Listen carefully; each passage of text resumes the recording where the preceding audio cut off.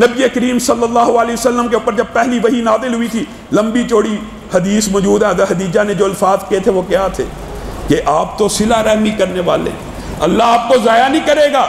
نبی کریم صلی اللہ علیہ وسلم سے بڑا خیر ہاں کائنات میں کوئی پیدا نہیں ہو سکتا جو اپنے دشمن کے ساتھ بلائی کرتے تھے، اپنے دشمن کے ساتھ۔ اللہ کی قسم ہم اپنے دوستوں رشتہ داروں کے ساتھ بلائی کرنے پہ تیار نہیں ہیں۔ صرف یہ ایک واقعہ بھی اگر انسان کو یاد ہو جائے تو انسان کے دل سے میل کچیل دور ہو جائے۔ فضالہ ہیں، ایمان کو قبول کیا ہے فتح مکہ کے موقع کے اوپر، لیکن ایمان کو کس طرح قبول کیا ہے؟ اگر میں اس وقت ایمان نہ لایا میں قتل ہو جاؤں گا، میں برباد ہو جاؤں گا۔ ظاہری طور پہ ایمان قبول کیا، دل میں خواہش کیا ہے کبھی موقع ملا نعوذ باللہ ثم نعوذ باللہ بدلہ لوں گا، بدلہ بھی کیا لوں گا، پلان کیا، کبھی ارادہ باندھا، کبھی سوچا، آخر اس نتیجے پہ پہنچا ایک ہی حل ہے، نعوذ باللہ نبی کریم صلی اللہ علیہ وسلم کو قتل کر دوں گا، نعوذ باللہ۔ اور پلان کرتا رہا۔ ایک دن موقع پایا، اس نے کہا نبی کریم صلی اللہ علیہ وسلم جب طواف کرتے ہیں نا تو اکیلے ہوتے ہیں، تنہا ہوتے ہیں، میں نبی کریم صلی اللہ علیہ وسلم کے ساتھ طواف کروں گا، چپکے سے تلوار نکال لوں گا، سر کو تن سے نعوذ باللہ جدا کر دوں گا۔ نبی کریم طواف کرنا شروع ہوئے ہیں، فضالہ ساتھ طواف کر رہا ہے۔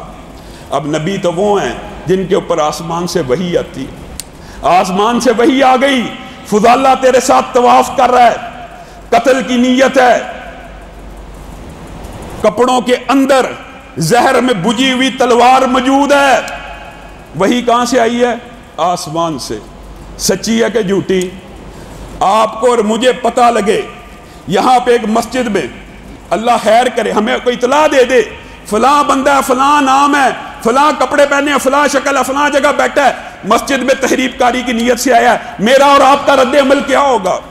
ہم اس کو فٹافٹ پکڑیں گے، پولیس میں دیں گے، ہو سکتا ہے نمازی بھڑک کے اس کو مارنا شروع کر دے۔ نبی کریم کو وحی، اور یہ ہو سکتا ہے خبر جھوٹی ہو، لیکن ہمارا ریاکشن قدرتی یہ ہوگا، اور یہ نبی وہ ہے جس کو آسمان سے سچی خبر آ رہی ہے۔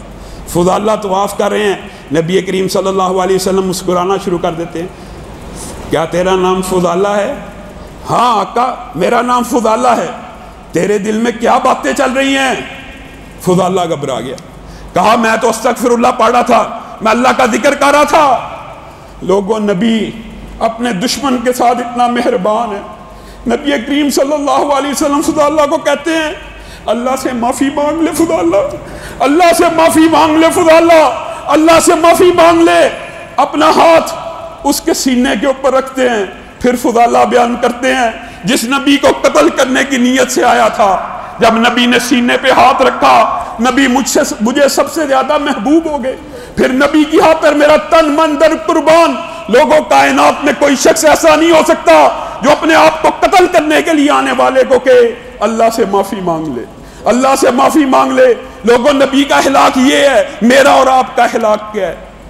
ہم یہاں پہ کوئی خطرہ محسوس ہو، پتہ لگے ہمارے بارے میں فلاں نے کہا، یہاں پہ قتل کرنے والے ان کو نبی کریم صلی اللہ علیہ وسلم معاف فرما رہے ہیں۔ مالک بن عوف بنو حوازن قبیلے کا مشہور واقعہ، اس بات کو کہہ کے اپنی بات کو ختم کروں گا۔